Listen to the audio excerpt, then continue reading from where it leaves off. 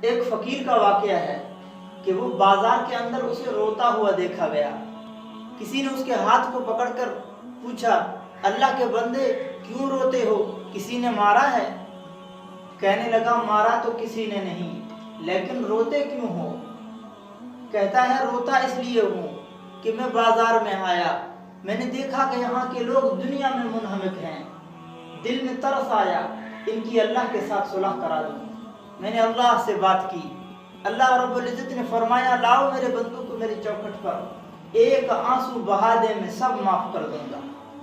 پھر میں نے ان سے بات کی، بازار والوں سے بات کی، دنیا والوں سے بات کی، لیکن یہ ماننے کے لیے تیار نہیں ہے، اس لیے رو رہا ہوں۔ اسی فقیر کو کل قبرستان میں دیکھا کہ وہاں بھی رو رہا ہے۔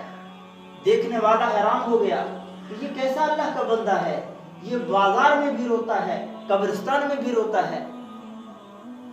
پھر جا کر اس فقیر کے ہاتھ کو پکڑا، اللہ کے بندے کل بازار میں رو رہے تھے اور آج قبرستان میں رو رہے ہو۔